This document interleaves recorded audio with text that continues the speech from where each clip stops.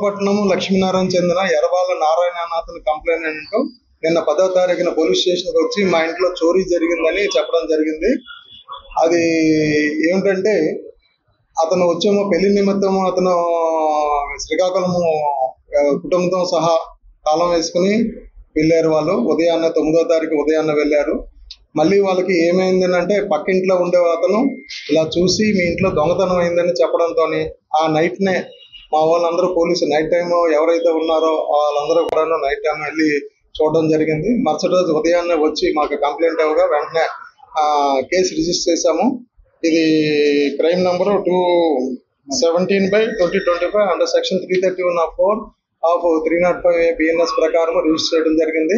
ఆ తర్వాత సిపి గారు అండ్ మా డీసీపీ గారు ఆదేశాలపై నా పర్యవేక్షణలో మా ఎస్ఐ తేజస్వరరావు గారు అండ్ స్టాఫ్ అందరూ కూడా ఇమీడియట్ గా బృందాలుగా ఏర్పడి అక్కడ నేరం జరిగిన ప్లేస్కి వెళ్ళి ఇమీడియట్ గాను సీసీ కెమెరాలు అక్కడ ఎవరెవరైతే ఉన్నారో ఇలాంటి నేరాలు చేసే వారిని విచారించడం కోసం చేస్తుంటే సీసీ ఫుటేజ్ లో వచ్చిన ఆధార ప్రకారము మనం గుర్తించడం జరిగింది.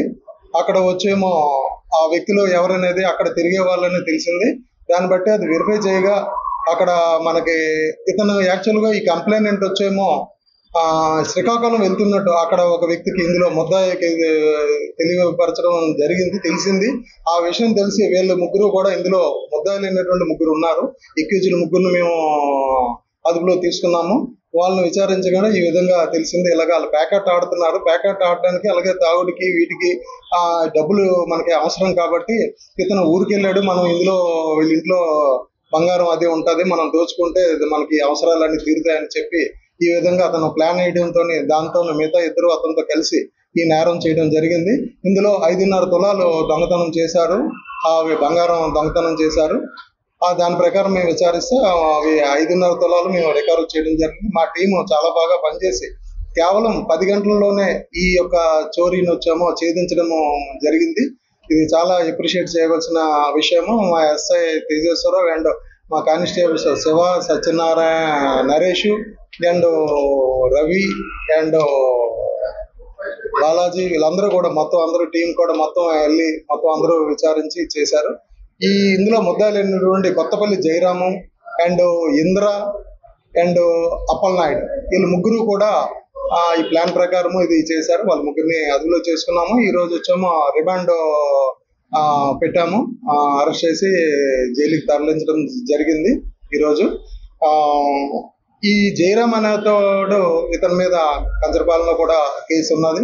అలాగే అప్పలనాయుడు మీద ఇక్కడ గోపాలపట్నంలో రౌడీ షీటర్ ఉండేది. అది రౌడీ షీటర్ కూడా అతన్ని ప్రవర్తనతో మళ్ళీ తీసేశారు. కానీ ఇప్పుడు మళ్ళీ అతను సస్పెక్ట్ ఈ విధంగా చేయబట్టి మళ్ళీ అతని మీద ఇప్పుడు మేము మళ్ళీ షీటు ఓపెన్ చేస్తాము, ఇంకా వెరిఫై చేస్తున్నాము. ఇంకా అతని మీద వాళ్ళ మీద ఇంకేమైనా ఉన్నాయేమని కూడా కేసులు వెరిఫై చేసి ఓవర్వ్యూ అయిపోతారు.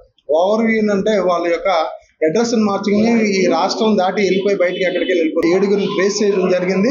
వాళ్ళు మళ్ళీ ఇప్పుడు మనకి స్టేషన్ కి వస్తున్నారు.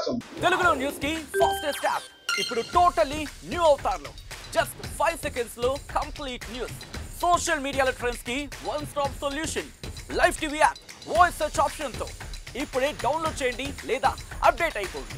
యాప్ లింక్ డిస్క్రిప్షన్ లో ఉంది.